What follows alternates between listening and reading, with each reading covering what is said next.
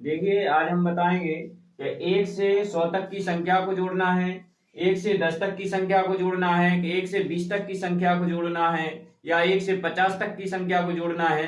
तो आप 1 या 2 सेकंड में आप बता सकते हैं। और आपको जो ऐसे क्वेश्चन विभिन्न प्रकार के जो एग्जाम होते हैं, जैसे पुलिस हुआ, एसएससी हुआ, सीजीएल हुआ, हर प्रकार में आते हैं। और इस प्रकार के क्वेश्चन करने से क्या होता है कि स्पीड बन जाती है, कि आप अगर डायरेक्ट कर देते हैं तो इससे क्या होगी कि स्पीड बन जाएगी। देखिए किस प्रकार करते हैं, आपको शॉर्ट ट्रिक भी बताएंगे और पूरा भी बताएंगे। जैसे आपको 1 से 10 तक की संख्या को जोड़ना है, तो 1 से 10 तक की संख्या को जोड़ने के लिए जैसे जो 10 लिखा है तो 10 का आधा कर देना है, 5 हुआ हो इसको 2 बार लिख देना है, तो कितना होगा 55, यानी इसका पूरा जोड़ कितना आ जाएगा 55 आ जाएगा। जैसे कहने का मतलब ये कितना है 100 है, और 100 है तो 100 का आधा कितना होगा 50, वो 50 को कितनी बार लिख देना है 2 बार लिख देना है, यानी ये आपका 50 आ जाएगा।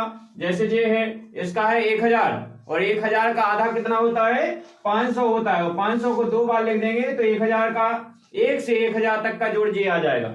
इसी प्रकार आप जब लास्ट में 10 हो, 100 हो, 1000 हो, 10,000 हो, इस प्रकार कर सकते हैं। अगर इसके अलावा अगर इस प्रकार का क्वेश्चन करना है कि 1 से 20 तक का कीजिए, तो ये जो बता रहे हैं ये ट्रिक सभी में लग जाएगी। कोई भी क्वेश्चन कर लेना, चाहे आप 30 तक जोड़ना, चाहे 35 तक जोड़ना, आपको क्या करना है कि पहली संख्या और लास्टमी संख्या को जोड़ना है।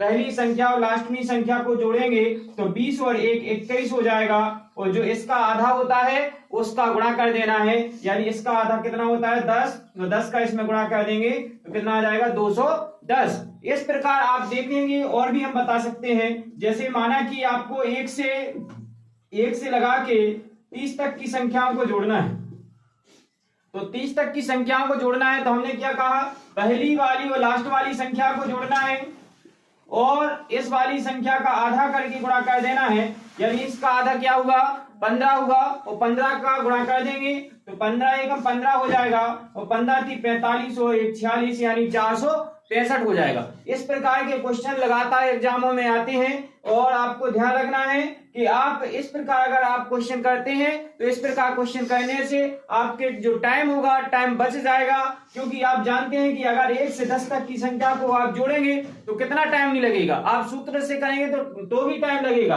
अगर आप डायरेक्ट कर देते हैं कि इसका आधा 5 होगा और 5 को 2 बार लिख देंगे तो आपका तुरंत आंसर आ जाएगा। ठीक है, धन्यवाद।